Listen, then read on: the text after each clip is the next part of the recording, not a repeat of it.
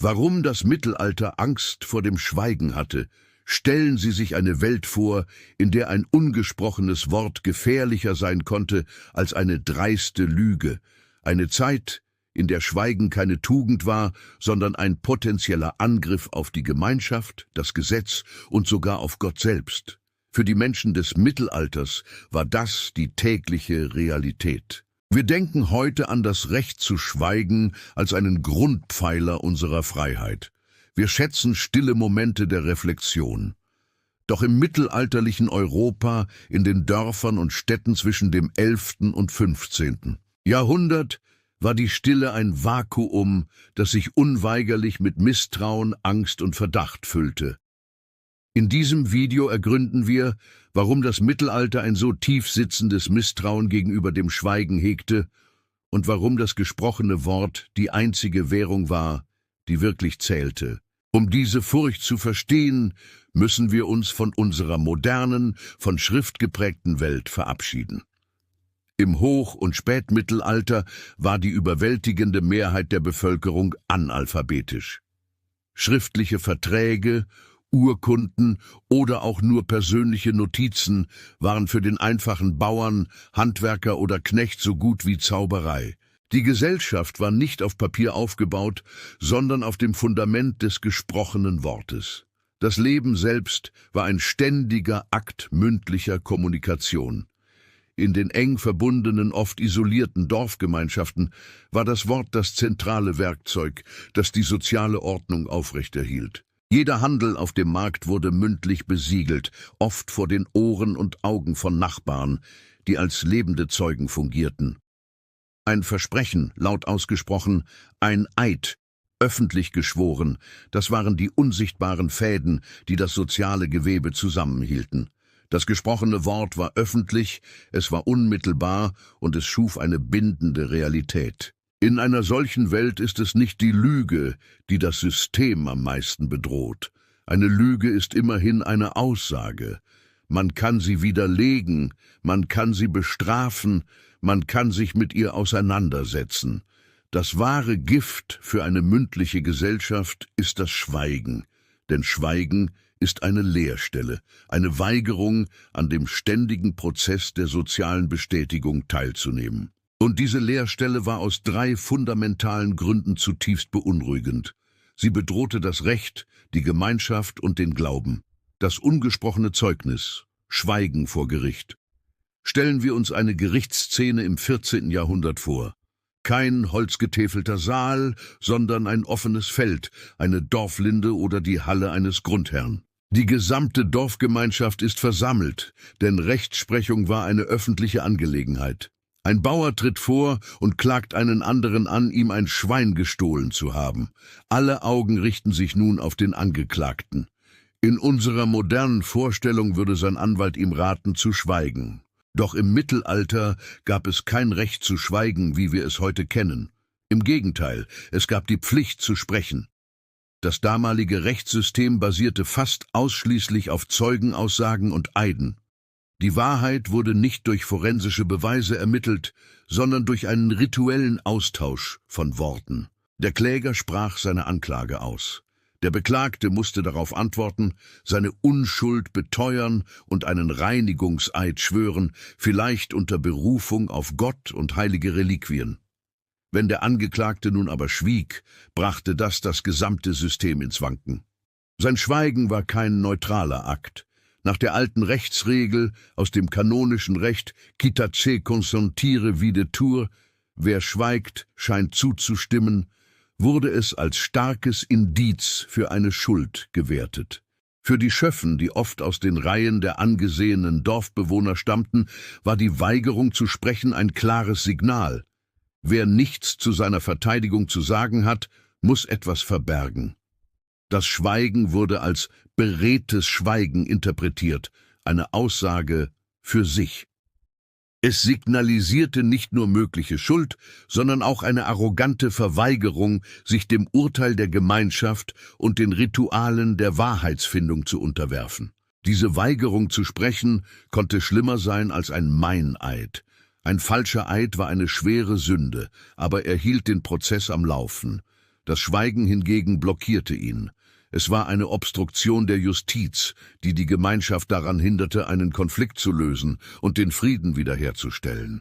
Ein ungelöster Diebstahl konnte in einer Zeit, in der das Überleben von gegenseitiger Abhängigkeit geprägt war, zu schwelenden Konflikten, zu Misstrauen und sogar zu Blutfehden führen. Der schweigende Angeklagte ließ die Gemeinschaft mit einer gefährlichen Unsicherheit zurück. Und diese Unsicherheit war, wie wir sehen werden, die größte aller Gefahren.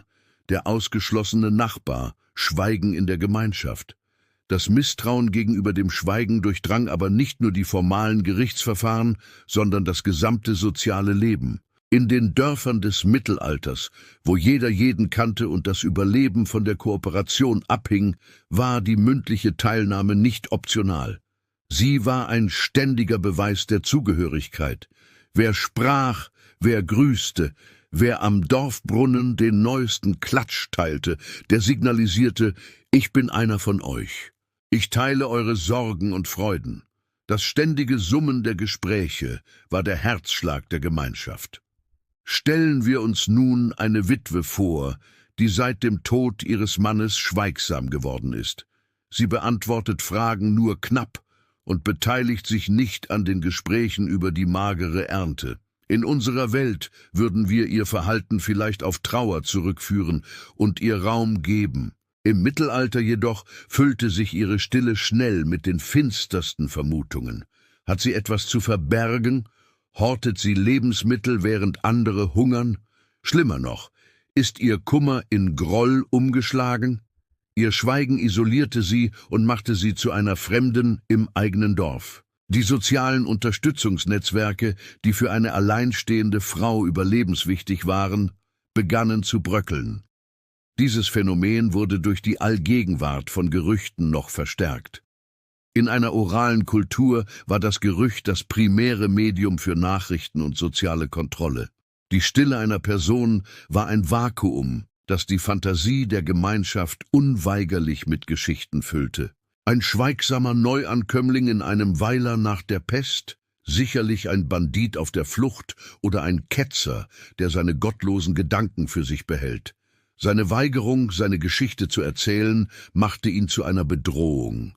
Wer schwieg, schloss sich selbst aus, und das wurde von der Gemeinschaft schnell als Aggression oder Gefahr interpretiert. Es riss ein Loch in das soziale Sicherheitsnetz, denn es unterbrach den Fluss von Informationen, der für das kollektive Überleben entscheidend war.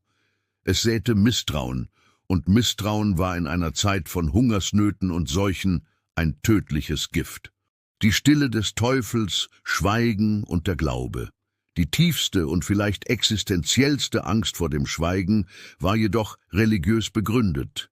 Die mittelalterliche Welt war durch und durch von einem christlichen Weltbild geprägt, in dem das Wort eine heilige, schöpferische Kraft besaß. Das Johannesevangelium beginnt mit den Worten: Im Anfang war das Wort, und das Wort war bei Gott, und Gott war das Wort. In dieser Kosmologie war das menschliche Wort ein Spiegel des Göttlichen. Sprechen, beten, beichten, all das waren Akte, die den Menschen in Harmonie mit dieser göttlichen Ordnung brachten. Schweigen hingegen, besonders wo ein Wort erwartet wurde, war eine gefährliche Annäherung an das Chaos. In den Vorstellungen der Zeit waren Dämonen und vom Teufel Besessene oft stumm. Ein folkloristisches Zeichen dafür, dass das Böse in ihnen wohnte und sie daran hinderte, den Namen Gottes auszusprechen. Das zentrale Instrument gegen diese sündhafte Stille war die Beichte. Nach dem 4. Laterankonzil im Jahr 1215 forderte die Kirche von jedem Gläubigen, mindestens einmal im Jahr seine Sünden mündlich einem Priester zu bekennen. Dieser Akt war weit mehr als persönliche Seelenhygiene. Indem eine Sünde ausgesprochen wurde, wurde sie aus dem dunklen Versteck des Gewissens ans Licht gezerrt. Dort konnte sie durch die Absolution des Priesters getilgt und die Person wieder in die Gemeinschaft der Gläubigen eingegliedert werden. Eine Sünde zu verschweigen war daher die schlimmste aller Sünden. Es war ein Akt des Hochmuts, der die Seele in tödliche Gefahr brachte. In einer Zeit, in der die Angst vor der Hölle ganz real war, war der Gedanke, mit ungesprochenen, unvergebenen Sünden zu sterben, der absolute Horror. Das Schweigen vor dem Priester war eine direkte Eintrittskarte in die ewige Verdammnis. Natürlich war nicht jede Form von Stille negativ. In Klöstern, besonders bei den Kartäusern oder Zisterziensern, wurde das Schweigen als eine Form der Disziplin und der Annäherung an Gott praktiziert. Aber dies war ein hochgradig ritualisiertes, kontrolliertes Schweigen von Spezialisten des Gebets. Für den Laien in der Welt da draußen galt dieses Ideal nicht. Sein Schweigen war keine fromme Übung, sondern ein gefährlicher Riss im Gefüge der Ordnung, die unerträgliche Ungewissheit.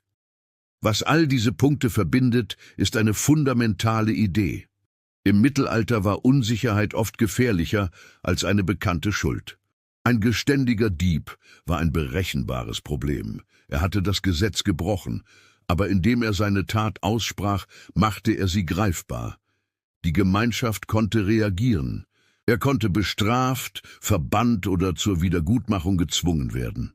Der Fall wurde abgeschlossen, die Ordnung wiederhergestellt, die Unsicherheit beseitigt. Ein schweigender Verdächtiger hingegen war eine Quelle endloser, lähmender Angst. Seine Stille ließ Raum für die schlimmsten Spekulationen. Ist er nur ein kleiner Dieb oder plant er Schlimmeres? Ist seine Stille ein Zeichen dämonischer Verstocktheit, die Unheil über alle bringen wird? Diese Ungewissheit konnte eine Gemeinschaft von innen heraus vergiften. Sie untergrub das Vertrauen und konnte in Krisenzeiten zu kollektiver Paranoia führen. Natürlich konnte Schweigen auch eine Waffe sein. Ein mächtiger Herr, der eine dramatische Pause einlegte, konnte seine Untergebenen einschüchtern. Aber genau diese Macht machte das Schweigen so beunruhigend. Es war eine unkontrollierbare Macht, die aus der Leere kam. Und diese Leere war für die mittelalterliche Seele schlicht unerträglich. Die Gemeinschaft zog einen bekannten Sünder immer einem unbekannten Risiko vor. Eine ausgesprochene Lüge war besser als ein verschwiegenes Geheimnis. Das tiefsitzende Misstrauen des Mittelalters gegenüber dem Schweigen war also alles andere als irrational. Es war die logische Konsequenz einer Welt, die auf den 3 Säulen des öffentlichen Rechts, der dörflichen Gemeinschaft und des gesprochenen Glaubens ruhte. Schweigen bedrohte das Recht, weil es die Wahrheitsfindung blockierte. Es bedrohte die Gemeinschaft, weil es Vertrauen zerstörte. Und es bedrohte die Seele, weil es den Weg zur Gnade versperrte. In einer Welt voller Unsicherheit war das gesprochene Wort der Anker, der alles zusammenhielt. Das Schweigen war der Abgrund, der alles zu verschlingen drohte. Auch wenn Jahrhunderte vergangen sind, ist vielleicht ein leises Echo dieser alten Furcht geblieben.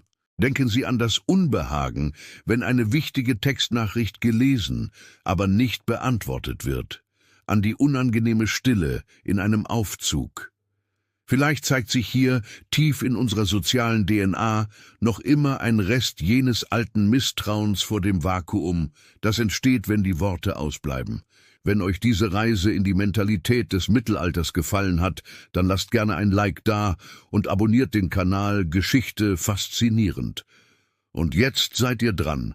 In welchen Situationen empfindet ihr Schweigen heute noch als bedrohlich oder unangenehm? Schreibt es uns in die Kommentare. Bis zum nächsten Mal.